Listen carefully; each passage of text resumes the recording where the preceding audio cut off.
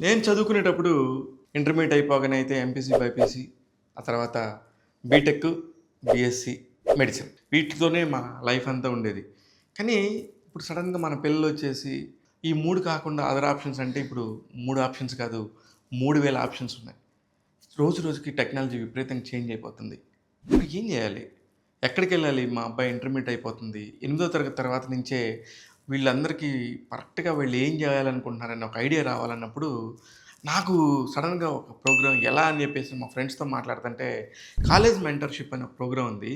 ఆ college mentor అని dreams to degrees అనే కంపెనీ వాళ్ళు పర్ఫెక్ట్‌గా జేస్తున్నారు. నేను 10 మందితో మాట్లాడాను. ఆ 10 మందిలో గూడా నాకు వీళ్ళు నంబర్ 1గా అనిపించారన్నప్పుడు ఐ ఫెల్ట్ సో హ్యాపీ. నిజంగా ఇలాంటివి ఉన్నాయా? నిజంగా హానెస్ట్‌గా చెప్తుంటే నాకు ఇంటర్మీడియేట్ అయిపోయిన పిల్లోడొకడు ఏం జేయాలని జెప్పేసి అడిగినప్పుడు, అసలు వాళ్ళ మైండ్స్‌లో ఇప్పుడున్న కోర్సులకి కాకుండా వాళ్ళు ఒక్కొక్కళ్ళు ఒక్కొక్కలాగా ఆలోచిస్తున్నారు. వాళ్ళు ఏది అవుదాలి, ఏం చేయాలనుకునే ఆలోచన పేరెంట్స్‌కి ఒకటుంటే పిల్లలకి ఇంకోటుంటుంది.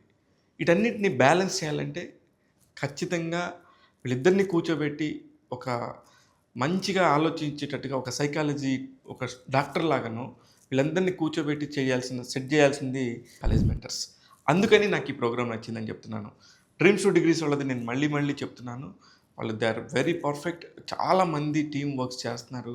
ఎందుకు మీరు చేస్తే మీకేంటి ఉపయోగం అని అడిగినప్పుడు, వాళ్ళ లైఫ్ సెటిల్ అయినప్పుడు 100 మంది మేము వర్క్ చేస్తే అందులో 10 మంది గొప్పగా సెటిల్ అయినా, మేము గూడా వాళ్ళకి చాలా హెల్ప్ చేసినోళ్ళం అవుతాం. చాలా వర్క్ చేసినోళ్ళం అవుతాం ఈ సమాజానికి అని చెప్పడం అనేది చాలా నచ్చింది వాళ్ళ పాయింట్ ఆఫ్ వ్యూ. అందుకని ఐ సజెస్ట్ నేను ఖచ్చితంగా డ్రీమ్స్ టు డిగ్రీస్‌కెళ్ళండి. కాలేజ్ మెంటర్‌షిప్ ప్రోగ్రామ్‌ని చాలా పర్ఫెక్ట్‌గా చేపిస్తారని చెప్పి నేను నమ్ముతున్నాను.